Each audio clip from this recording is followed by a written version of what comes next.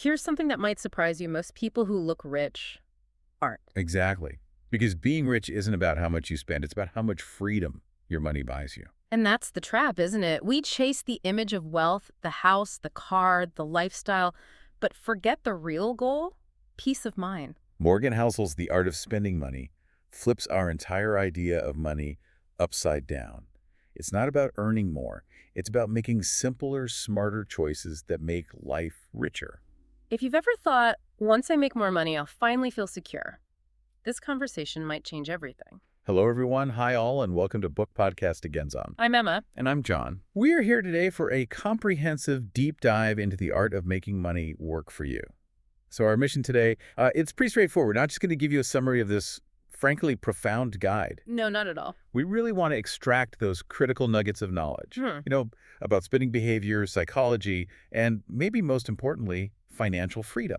Right. Housel, he's really given us a framework here, a way to understand why we do what we do with our dollars. Yeah, often against our own best interests, it feels like. Definitely. And he shows us how to maybe course correct. Yeah, and we're approaching this deep dive as, well, maybe a necessary intervention, sort of pushing back against all that financial anxiety so many of us feel. That's a good way to put it. Yeah. We really want to help you move from just reacting, impulse buys, that kind of thing, to making really intentional choices. And we'll be connecting Housel's advice, which is brilliant, really timeless stuff. It merges psychology and finance beautifully. It really does. We'll connect that to the challenges we're facing right now, especially here in the U.S. Things like inflation, which just keeps hanging around. Exactly. Or the sheer weight of student loans, delaying huge life milestones for people, buying a house, starting a family. Right. And then there's the social pressure. It feels like it's everywhere. Oh, absolutely. Amplified constantly by technology, by social media. That pressure to look successful, even if it costs you everything. Yeah, it's relentless. So this isn't just theory. We're thinking of it as like a practical manual for finding some stability in what feels like a pretty volatile economy these days. Precisely. It's about making money work for you, not the other way around. Okay, let's unpack this right away. Chapter 1. Housel starts by basically redefining spending itself. Usually we think of spending as just, well, a transaction, right? Money goes out. Goods or services come in, simple. That's the standard view. Sure. But he pushes us way past that sort of utilitarian definition. Yeah, he argues that spending, fundamentally, it's about aligning your money with what actually brings you fulfillment, with freedom. That's the core idea. He actually says if your money isn't buying you control over your time and your options, you're basically using it wrong. Which is a pretty provocative statement when you think about it. It really is. It forces you to reconsider every purchase. Is this just consumption, or is it buying me something more, like leverage or an option down the road? So can you give an example of that distinction, like the transaction versus the investment in freedom? Sure. Let's say you have $5,000. Option 1. You spend it on a really lavish, high-end dinner, amazing experience, maybe memorable. Or night, yeah. Exactly. But it's transactional. The money's gone. The experience fades pretty quickly. Option 2. You take that same $5,000, maybe you use it to build up a 3-month emergency fund, finally get that cushion. Okay. Or maybe you invested in some professional training, something that lets you pivot out of a job you really dislike. Ah, I see. So that's second use. That's the investment in freedom. It actively reduces your future stress. It gives you leverage, actual power over your career, over your life's direction. It's buying options. That makes sense.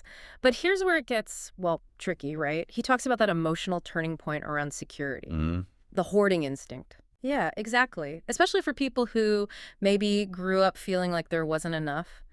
The instinct is just to pile up cash. A big bank balance feels safe, right?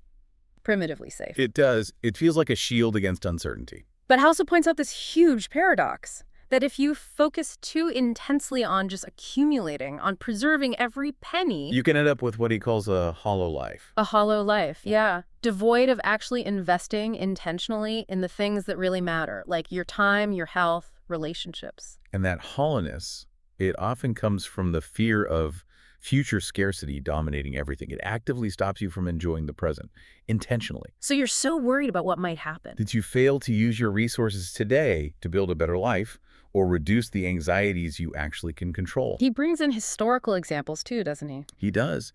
Think about incredibly wealthy figures throughout history. people with fortunes, massive fortunes, yet they lived lives filled with misery or regret. Why? Because they saw the money itself as the goal? Pretty much. The balance sheet was the end game. And because of that, they could never, ever define enough. There was always more to accumulate, but it didn't translate to fulfillment. And we see that mirrored today, don't we? Especially maybe in high-earning fields here in the U.S. Oh, absolutely. You see professionals, maybe in tech or finance, hitting these huge milestones. Yeah. $1 million net worth, sometimes much more. Living the apparent dream. Right. But they struggle massively with personal fulfillment because the accumulation became the purpose. They're, wealthy on paper, but maybe poor in actual options or free time. And then you layer on the current economic pressures. And it just intensifies everything. Yeah. Think about the average American today. Housing costs. Through the roof in many places. Wow. Maybe 40% or more of income just going to rent or a mortgage. Plus student loans, that's a huge one. Payments stretching decades sometimes. Exactly, decades. So the background psychological landscape is just chronic anxiety. It's this constant weight. And that weight, it forces people into extremes, doesn't it? It seems to. Either they freeze up that hoarding mechanism we talked about, just trying to build a wall of cash, or they splurge impulsively, sort of as a quick fix, a temporary stress relief. Buy the thing, feel good for a moment, deal with the consequences later. Neither of which is really intentional spending the way Housel defines it. Not at all. Intentional spending requires discipline, yes, but mostly a shift in focus. It's asking, how can I use this money to reduce my future anxiety or increase my future freedom? Not just, how can I ignore my present anxiety for 5 minutes? So it's this reorientation, moving from feeling secure just because the bank balance is high to feeling empowered because your money is actively buying you choices, buying you control. That's the cornerstone of his whole philosophy, really. So changing the fundamental framework, the goal isn't just, I have money. No. The goal is, my money is working for me, generating maximum leverage, maximum quality of life, maximum freedom. That's the hidden power of spending, then. Realizing it's your most direct tool for shaping your own freedom. Exactly. When used intentionally, it's incredibly powerful. Like, subscribe, and share for more update, and continue to next. Okay, so if Chapter 1 showed us what that freedom could look like, the obvious next question is, well, why is it so hard? Why do we resist it? And that brings us right into the psychological roots Housel explores in Chapter 2. Yeah, this is where we have to get a little uncomfortable, maybe. Face the idea that our background, our past, really dictates our financial habits more than we like to admit. It really does. And this is where Housel brings in a lot of insights from behavioral economics. Right, which, for anyone listening, basically acknowledges that we humans, we aren't perfectly rational calculators when it comes to money, are we? Not even close. We're driven by emotions, by biases, by these predictable flaws in our thinking. Often they're rooted way back in our past experiences, especially childhood. So Housel uses this to help us figure out why, say, one person who becomes wealthy might constantly chase luxury, while their sibling, maybe equally successful, pinches every penny like they're still struggling. It traces back. It traces directly back to those early experiences, shaping adult habits that often just run on autopilot, below the level of conscious thought. The discussion on scarcity felt particularly powerful to me. Oh, definitely. If you grew up with, genuine deprivation, not having enough food, clothes, security, when you finally achieve some financial stability later in life, it doesn't automatically mean you become a disciplined saver. No. Counterintuitively, it often leads to the opposite. Impulsive spending, that whole treat yourself idea, but taken to an extreme. And it's not just about being greedy or hedonistic, is it? No, Housel frames it as a psychological reaction. It's like you're compensating for that past trauma, that lack. There's this subconscious feeling, maybe, that this moment of having enough might disappear any second. So you got to grab the pleasure now. Exactly. Grab it immediately. It's like the financial version of present bias overvaluing today's little reward, even if it messes up tomorrow's stability. And the flip side is true too, right? Growing up with abundance. Yes, but it can be just as dysfunctional, just in different ways. How so? Well, for one, you might develop a complete lack of appreciation for resource limits. Just this baked-in assumption that money can always fix anything, that it will always be there. Which isn't always true. Definitely not.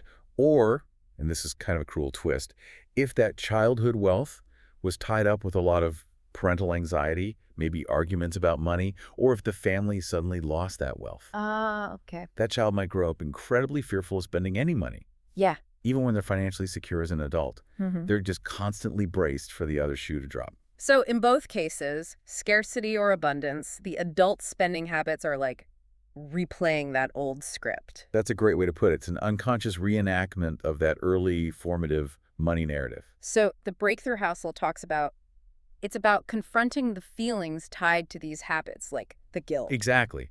Confronting the guilt, the shame, whatever emotions are driving it. But crucially, it's not about beating yourself up. Right. It's about self-awareness. Yes. Developing that awareness. Recognizing the trigger. Maybe it's stress. Maybe it's seeing someone else's post. Maybe it's a memory of scarcity. Understand the root in your past.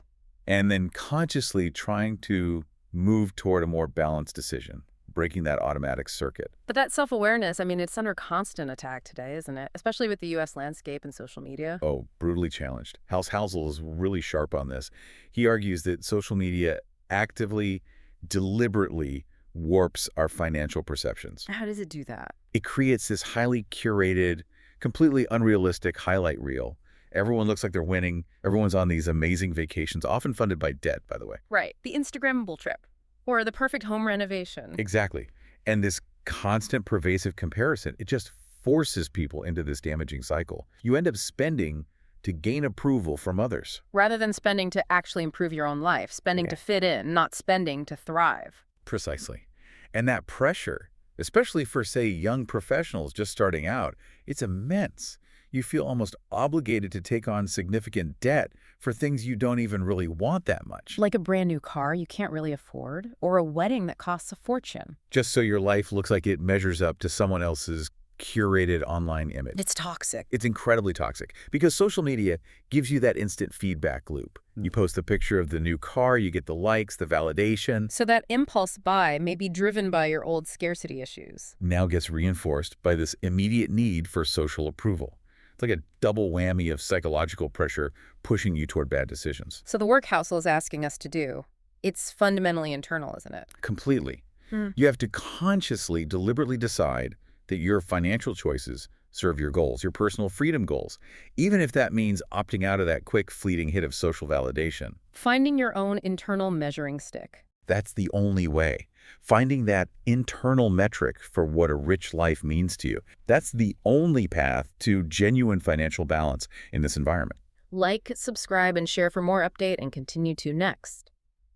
Okay, so that desire for external validation we were just talking about, that leads us straight into Chapter 3. The status trap. Yeah, the trap of status seeking. Housel really exposes how seductive it is, but also how ultimately draining it is. It's the engine behind that whole keeping up with the Joneses phenomenon, isn't it? Totally. We're talking about spending money purely or mostly to project an image of success, often to people we don't even know that well, or maybe don't even like. And the key distinction Housel draws here is crucial. It's the difference between spending for authentic, internal joy. Like what? Like maybe buying really high-quality gear for a hobby you genuinely love, or spending money on your health because you truly value feeling good, things that benefit you directly. Versus spending solely to impress other people. Buying that luxury brand watch or handbag only so that others will see it and think you're successful or wealthy. And why is that second kind of spending such a drain? Because, Housel argues, the need for external affirmation is fundamentally bottomless. There's always someone with more, someone flashier. You can never truly arrive. He talks about the psychological journey, too. It starts with a high. Yeah, there's that initial buzz, that high you get from feeling admired or maybe envied. But then it crashes. It crashes pretty quickly into feelings of isolation, insecurity. It's almost inevitable. Why inevitably? Well, think about it. Housel explains that the person admiring your, say, $100,000 sports car, they aren't really thinking, wow, what a great person John is. What are they thinking? They're thinking, wow, I wish I had that car. The admiration or envy, it's directed at the object, not at you, the owner. You're almost incidental to the transaction of admiration. Huh. I never thought of it that way. And furthermore, that high you felt, it evaporates the second someone else in your circle gets something newer, shinier, more exclusive. So you're just constantly chasing the next hit on an expensive treadmill. Exactly. An expensive, exhausting treadmill. And Housel also argues that often these status symbols, they're functioning as a kind of Psychological camouflage. Camouflage. Hiding what? Hiding deeper insecurities, maybe personal ones, maybe professional ones, doubts about your abilities, your worth, things that money can't actually fix. Do we see examples of this, like real-world U.S. examples? Oh, constantly. Think about some tech founders, for instance. After a huge liquidity event like an IPO or acquisition, suddenly they have immense wealth. What's the first move often? Very often, it's a dive straight into accumulating the classic status symbols, the mega yacht, the private jet, the sprawling mansion complex. Right. But then you hear stories, or read interviews later, where many of them admit those things didn't actually bring the happiness or the deep sense of security they thought they would. So the spending was masking something else. It was often a poorly disguised attempt to fill a void, maybe a professional one, now that the intense startup phase was over, or maybe a deeper personal anxiety. The status chase became a distraction from actually working on themselves or finding real purpose. So, okay, the trap is clear. Debt-fueled spending for validation that never really satisfies. What are the escape strategies Housel suggests? How do we pivot towards what he calls authentic contentment, especially living in such a hyper-consumerist society like the U.S.? Well, the first step is a conscious decision. You have to actively choose to opt out of that comparison game. Easier said than done. Oh, definitely. But it starts with redefining contentment internally, basing it on metrics that actually enhance your well-being. Like what? Like the quality of your relationships, the amount of control you have over your own time, your physical and mental health, things that status symbols can't buy and might even detract from if you're working constantly to afford them. And for the listener, maybe caught in that influencer-driven pressure cooker? The key realization has to be about the true cost. That debt you take on specifically for external validation. It's arguably the most poisonous kind of debt. Because it doesn't even give you lasting internal value. Exactly. Housel encourages just radical honesty with yourself about the purpose behind every significant purchase. Ask yourself, am I buying this for me or for them? The long-term cost of chasing fleeting admiration, factoring in the interest, the stress, the years of labor, it's always exponentially higher than the sticker price. Shifting that focus inward. Defining success on your own terms. That's the only way off the treadmill. Authentic contentment comes from within, not from the approval of others looking at your possessions. Like, subscribe, and share for more update, and continue to next. All right, so if we've managed to step off that status treadmill, Chapter 4 offers a more positive path forward. It's about starting a genuinely personal journey with your money. Housel frames money allocation here not as some rigid, painful chore like traditional budgeting often feels. Right, like deprivation. Exactly. Instead, he frames it as a kind of personal adventure, an exploration. An adventure? How so? He encourages us to use trial and error, to actually experiment with our spending, to figure out what truly sparks lasting satisfaction for us. So acknowledging that the idea of a perfect budget that works for everyone is basically a myth. Absolutely a myth. Your spending plan, your sweet spot, has to be tailored specifically to you, your values, your life circumstances, what genuinely brings you joy or peace of mind. Okay, but how do you actually do that? Run these experiments with your money. It sounds a bit abstract. It can be quite concrete, actually. For example, you might decide, okay, for the next 6 months, I'm going to dedicate a specific, noticeable chunk of my disposable income, say money I'd normally spend on random stuff, purely to travel. Maybe short weekend trips, maybe saving for a bigger one. Okay, so you try that. Then what? Then, at the end of that period, you have to do an honest evaluation. Ask yourself, did spending money this way bring me more genuine joy, more freedom, less stress than spending it the old way? Or maybe you try the opposite experiment. Like cutting something out. Right. Maybe you eliminate all restaurant meals for 3 months. And instead, you invest that saved money into, say, high-quality cooking equipment and really good ingredients, maybe even a cooking class. And again, evaluate. Again, evaluate honestly. Did that shift bring more satisfaction, more connection at home? Did I miss the restaurants less than I thought? It's about gathering personal data on what actually moves the needle for your happiness. So this requires moving beyond those generic budgeting rules, like never spend more than X% on housing or whatever, using more personalized approach. Exactly. Housel implicitly suggests using a kind of personal prioritization matrix. Yeah. You're consciously deciding which categories deliver the maximum personal return for you. And those main categories are? Broadly speaking, you could think of it as prioritizing experiences, security, or material goods. But the weighting is totally personal. Well, a student might heavily prioritize experiences and skills, so spending on education makes total sense. A young family might put security way up top, focusing intensely on paying down debt or building that emergency fund. And material goods. Are they always bad? Not necessarily. If someone finds deep joy, community, and flow through a specific hobby, let's say competitive cycling or maybe woodworking, then prioritizing spending on high-quality equipment in that specific area could be perfectly intentional and fulfilling. The key is the intention and the alignment with your actual life. Precisely. Housel points out that deep frustration often comes from those mismatched purchases, Like the example you mentioned earlier, the person who buys a huge, expensive boat. but then finds they only use it twice a summer because what they really love is hiking in the mountains. That boat becomes a source of guilt and stress, not joy. So that frustration dissolves when you actually tailor your spending habits to fit the real shape of your life and values. Exactly. The sweet spot is where your spending aligns with what genuinely brings you satisfaction and peace. And interestingly, you mentioned there's data suggesting Americans might already be moving in this direction. Yes, it seems so. The upheavals of the past few years, the pandemic, the lockdowns, followed by this persistent economic uncertainty, inflation, it seems to have accelerated a shift towards more mindful, intentional spending for many. How did the pandemic contribute? Well, during periods where people were forced to slow down, maybe stay home more, many consumers had a kind of realization. They looked around and saw that a lot of their previous material consumption wasn't actually adding much to their happiness. It was just noise, clutter, obligation. So they're rethinking priorities now. It appears so. There's evidence people are now more willing to use that trial and error approach. They're prioritizing high-quality experiences, things that build memories or skills, and definitely prioritizing financial security, that emergency cushion, over just accumulating more stuff. They're actively searching for that spending sweet spot that maximizes their internal well-being, not just their external image. Which is exactly what Housel advocates for in this chapter, finding what works for you. Exactly. It's a deeply personal discovery process. Like, subscribe, and share for more update, and continue to next. All right, moving on to chapter 5. This one felt like a really important psychological shift in the book. It's about generosity. Yeah.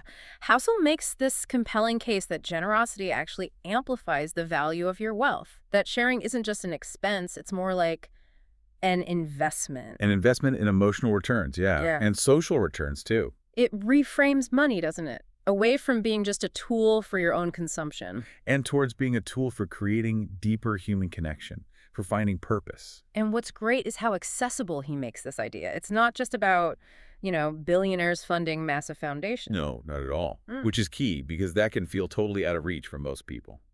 He defines giving very broadly. So what does it include? It includes all those small, consistent acts of kindness. Buying coffee for the person behind you in line, regularly supporting a local community group or a cause you care about, even with small amounts. It could even be giving your time, right? Which is often more valuable than money. Absolutely. Mentoring someone, volunteering, these are powerful forms of giving. Housel's point is that these small, repeated acts, they build this profound sense of connection. And that connection actually improves your own mental health and well-being. But there's often that initial hesitation, isn't there? Especially if you're operating from that scarcity mindset we talked about earlier. That little voice saying, what if I need this $20 later? I should hold on to it. But Housel insists that if you push past that hesitation, the emotional return is huge. That's his argument. That initial reluctance quickly gives way to these really profound feelings of purpose, connection, agency. Why is the return so high, psychologically? Well, think about it. It fundamentally changes your relationship with money. Instead of it being solely an object of self-concern, something to worry about, protect, accumulate for yourself, it becomes a conduit, a way to positively impact the world around you, even in small ways. Exactly. It becomes a tool for improving social well-being. And that shift provides an emotional ROI, a return on investment, that often far exceeds the simple cash value of what you gave. It's like you're investing in your own emotional infrastructure. It gives you a sense of efficacy that you can make a difference. And he encourages us to think about giving beyond just, like, the tax benefits, right? Yeah, definitely. While tax deductions are nice, that's often how giving is framed, especially for wealthier individuals, as a purely transactional financial strategy. Minimize taxes. Right. But Housel argues that for the vast majority of us, giving needs to be seen as an end in itself, a deliberate choice to use some of our resources to buy purpose, to buy connection. The feeling is the primary return. This idea of intentional, purposeful giving, Yeah, it connects quite strongly to some modern movements, doesn't it? it really does. It aligns beautifully with movements like effective altruism or EA. Can you briefly explain EA for listeners who might not be familiar? Sure. Effective altruism is basically a philosophy and a practical movement that encourages people to use evidence and reason data to figure out the most effective ways to help others with their limited resources, time and money. So not just giving based on emotion, but giving strategically. Exactly. It means trying to tie your generosity to measurable, impactful results. So maybe instead of just donating to the first charity appeal you see, you research which organizations have the best track record and the most cost-effective programs for, say, preventing malaria, or improving literacy in underserved areas, or tackling climate change solutions. How does that connect back to Housel's point about emotional returns? Well, it makes the concept really actionable. You can be generous and highly strategic, knowing that your donation isn't just a drop in the bucket, but is actually achieving the maximum possible good for the resources you're contributing. That exponentially enhances that feeling of purpose and efficacy Housel talks about. It makes the act of giving even more meaningful and further reduces that hollow feeling that can come from just consuming for yourself. So generosity as a strategic investment in both the world and your own well-being. That's a great summary of it.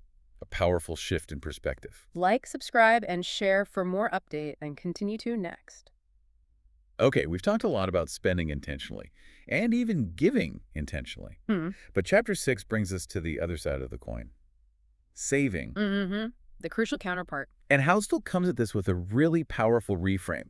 He insists we stop thinking about saving as just delayed gratification. Which always sounds so negative, doesn't it? Like Okay. deprivation, putting off fun. Exactly. It sounds painful, repressive. Instead, he frames saving as the ultimate form of liberation. Yes. Savings buy future options.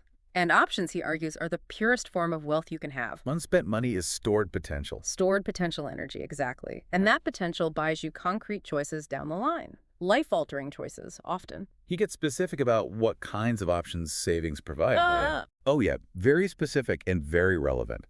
It's things like the ability to take significant time off work if a personal family crisis hits without plunging into financial disaster. That peace of mind alone is huge. Huge. Or it's the cushion that allows you to actually leave a toxic job environment. You're not financially shackled to a place that's making you miserable. You have the power to walk away and find something better. That's real freedom. That's real freedom. It's also the flexibility to maybe move cities for a great opportunity that pops up unexpectedly, or to go back to school, pursue further education or retraining without having to rely on high-interest student loans that can burden you for years, decades even. These aren't just small preferences, are they? They're major life pivots. Exactly. Structural pivots in your life path that only a solid savings cushion can really make possible, or at least make much, much less stressful. Now, emotionally, Housel talks about a really critical transition here. It involves conquering FOMO. That fear of missing out. The feeling that if you save money today, you're missing out on some immediate pleasure or experience everyone else seems to be having. How do you conquer that? What replaces it? He argues that the FOMO dissolves and gets replaced by something far more powerful and lasting. The tangible feeling of relief, security, and control over your own long-term path. So the feeling of security outweighs the fleeting pleasure. When it's real security, yes.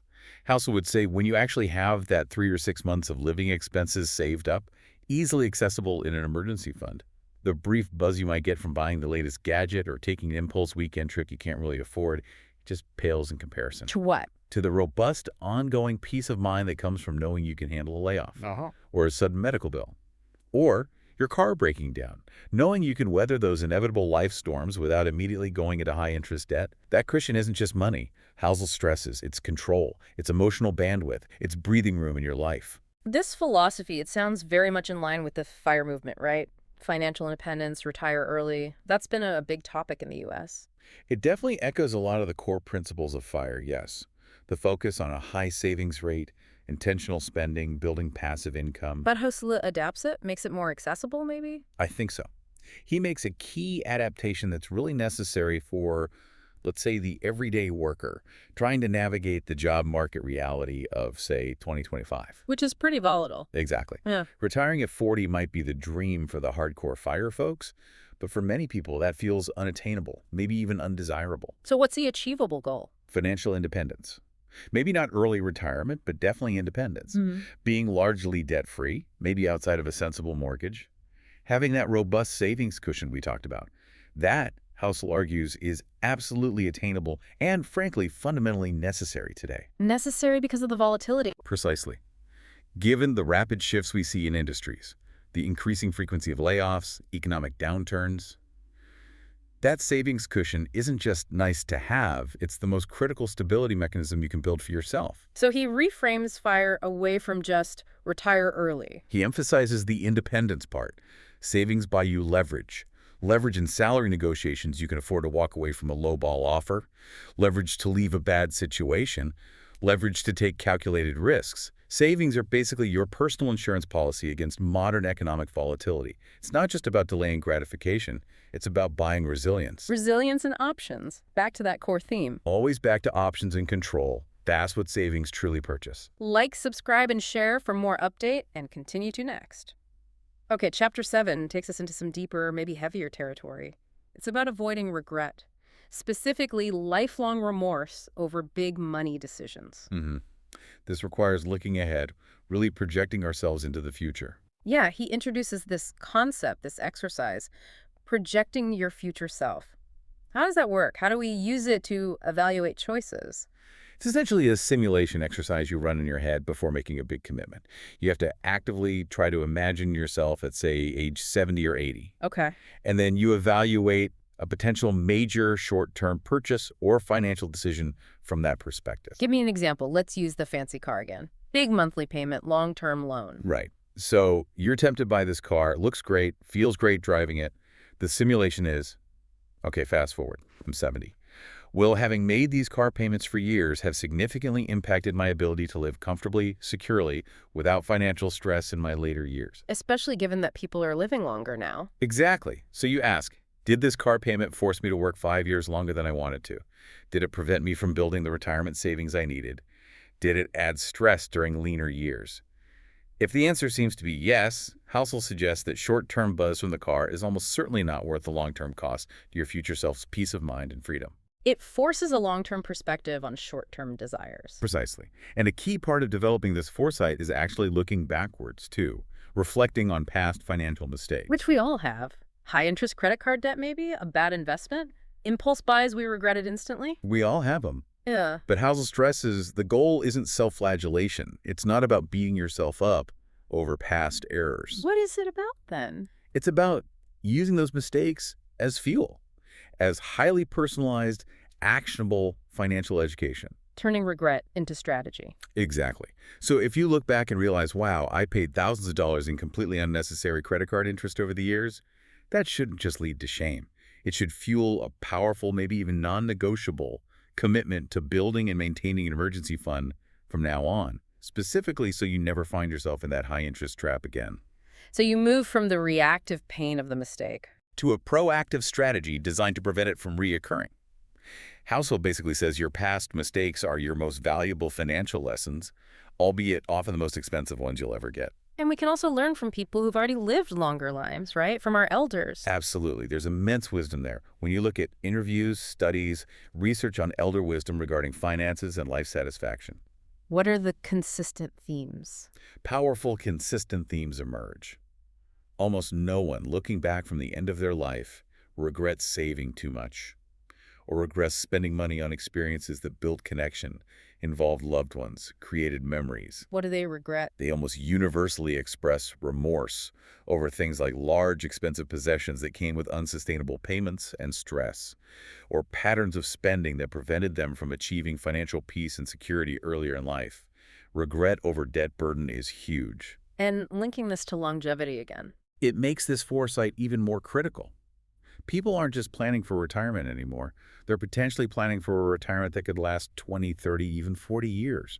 That's a very long time to live with the consequences of poor financial decisions made decades earlier. So building that foresight, learning from mistakes, our own and others, projecting our future self. It's all about securing that long-term peace of mind. Exactly. It's about making choices today that your future self will thank you for, not resent you for. Avoiding that deep, biting regret is a major component of a truly rich life. Like, subscribe, and share for more update, and continue to next. All right, building on that idea of avoiding regret and focusing on what truly matters, Chapter 8 really hammers home the argument for prioritizing experiences over material possessions. This is where Housel redefines true wealth again, grounding it in lasting memories rather than in objects that inevitably fade or break. It feels like there's a lot of research backing this up now too, right? The whole experiences bring more happiness than things. Oh, overwhelmingly so. Decades of happiness research point in this direction. When researchers track people's satisfaction levels after major purchases, comparing those who bought, say, a new TV versus those who spent a similar amount on a trip. The results are consistent. Very consistent. People who prioritize spending on experiences, travel, learning new skills, investing in hobbies, cultivating relationships, report longer-lasting, deeper levels of satisfaction compared to those who prioritize material goods. Why is that? What's the cycle with material things? Housel talks about the material disappointment cycle. There's often an initial excitement when you acquire a new possession, the latest phone, a piece of furniture, whatever. Novelty factor. Exactly. But that novelty wears off surprisingly quickly. The new gadget just becomes your gadget. The new sofa becomes the sofa. It fades into the background of your life, maybe even becomes something that requires upkeep or causes stress if it breaks. The joy spike is often short-lived. And contrast that with experiences. Experiences, Housel argues, work differently. They become integrated into who we are. They become part of our identity, our personal story. How so? Well, the memory of a challenging hike you completed, or a trip where you connected deeply with family or friends, or the satisfaction of mastering a new skill. These things don't really fade in the same way. You don't get bored of the memory. If anything, the memory might even get better over time, right? Through storytelling. Exactly. Experiences often yield memory dividends. We relive them through telling stories, looking at photos, sharing them with others. They continue to provide emotional warmth, social connection, and a sense of personal growth long after the actual event is over. They become part of our social capital. And this principle, prioritizing experiences, seems to have gotten a huge boost recently, hasn't it? Post-2020. A massive boost. The pandemic and the subsequent shifts, especially the rise of remote and flexible work arrangements for many, really accelerated this trend toward experiential living. How did remote work play into it? It gave people, at least those in certain professions, much greater flexibility. Suddenly, you weren't tied to being in a specific office 5 days a week.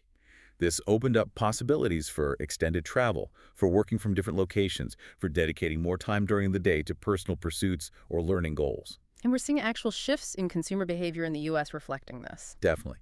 Think about the increased visibility and discussion around digital nomads.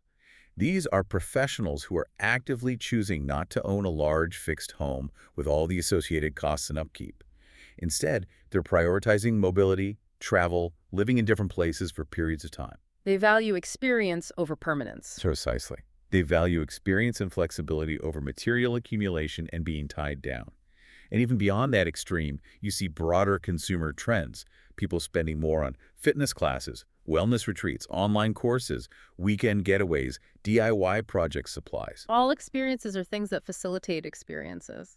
Exactly. Spending less, perhaps, on disposable fashion or accumulating household clutter, and more on things that enrich their lives through doing, learning, or connecting. The increased flexibility many now have has just made it strategically easier for people to align their spending with these experiential goals. Which perfectly confirms Housel's point in this chapter. It really does. That memories, skills, and connections, the fruits of experience, are ultimately the superior currency for building a rich and satisfying life. Possessions just can't compete in the long run. Like, subscribe, and share for more update, and continue to next. Okay, so we've talked about internal psychology, status traps, finding your sweet spot, experiences. But Chapter 9 brings us crashing back to the real world, doesn't it? The world of economic uncertainty, market chaos. The unavoidable volatility. And Housel's core lesson here is about treating money as a tool for resilience, for stability, even when everything around you feels unstable. It's about building financial adaptability into your life. Not being rigid, but being prepared to flex. What does that look like in practice? What's an adaptable habit? Well, a big part of it is consciously managing your fixed costs. choosing not to max out your budget on things like housing or car payments, even if the bank says you technically can, Why is keeping fixed costs lower so important? because it gives you flexibility. If your income drops unexpectedly, or if inflation spikes your other costs, having lower fixed obligations makes it much easier to scale back your variable spending, like dining out, entertainment, and weather the storm without immediate crisis. So building in buffer zones. Exactly. Buffer zones are key. And of course, the cornerstone of adaptability is having that robust emergency fund we keep coming back to. That's your primary shock absorber. Any other adaptable strategies? For some people, depending on their situation and industry, developing diversified income streams can be part of it. Not having all your financial eggs in one basket, especially if your main job is in a field known for booms and busts. Now, this segment felt really crucial because it directly addresses the emotional side of volatility, that cycle of panic and confidence he describes. Yes, that's critical. When people are financially unprepared, living paycheck to paycheck, high debt, no cushion, any significant market downturn, like the 2008 crisis, or even the sharper, shorter corrections we've seen more recently. It triggers panic, widespread, often irrational panic. Well, Housel might argue the panic isn't irrational if you're truly unprepared. Panic is the logical response to facing a threat without resources. Fair point. So how does preparedness change the emotional response? Preparedness fosters confidence, not cockiness, but a grounded confidence. If you have a strategy, if you have that emergency fund, if your long-term investments are diversified, if your personal debt is manageable, you are far less likely to panic and sell everything at the market bottom. Because your foundational life isn't immediately threatened. Exactly. You know you can ride out the storm.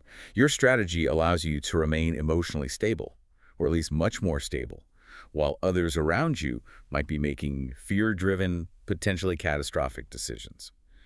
Housel's advice here isn't just about having cash.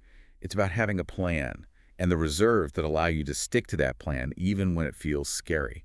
And we've certainly seen this emotional roller coaster play out repeatedly in the U.S. economy just in the last few years, haven't we? Oh, absolutely. The recent economic environment has been a perfect storm, really.